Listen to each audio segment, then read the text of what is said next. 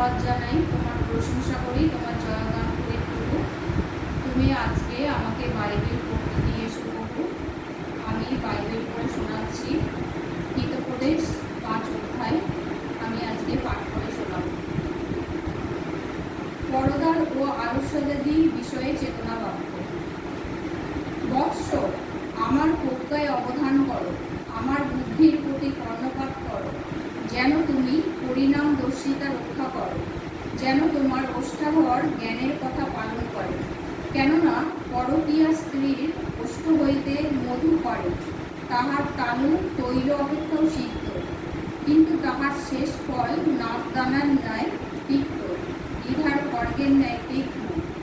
তাহার চরণ মৃত্যুর কাছে নামিয়া যায়, তাহার পাদ বৃক্ষের পাতালে পড়ে।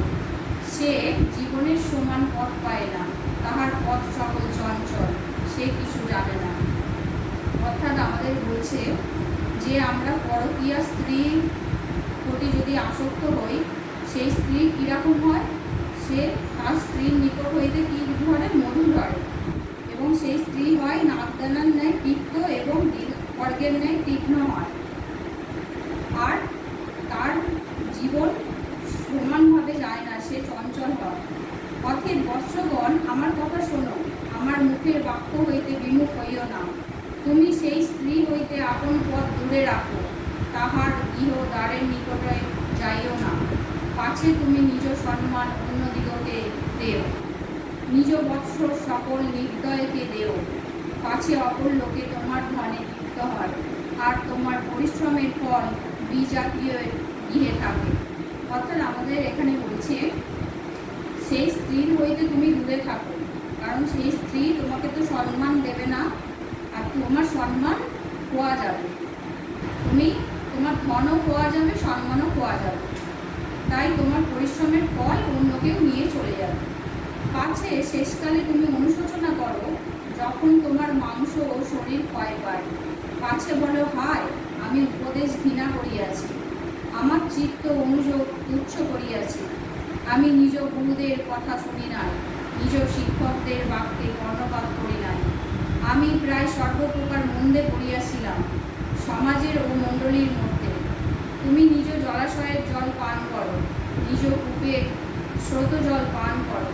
তোমার অনুই কি বাহিরে বিস্তারিত হইবে? চকে কি জলস্রোত হইয়া যাইবে? উহা কেবল তোমারই হোক, তোমার সহিত অপর লোকের না হোক।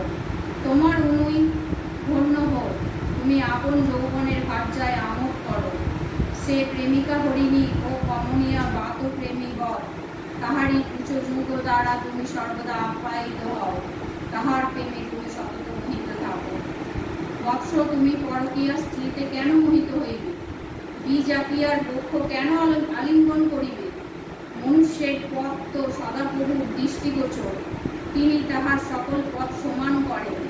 দুষ্ট নিজ অপরাধ সময়ে ধরা পড়ে, সে নিজ পাপ পাশে বদ্ধ হয়। সে উপদেশের অভাবে প্রাণত্যাগ করিবে, নিজ অজ্ঞানতার আধিক্যে ভ্রান্ত হইবে। ঈশ্বর তার বাক্যে আশীর্বাদ করুক। আমেন।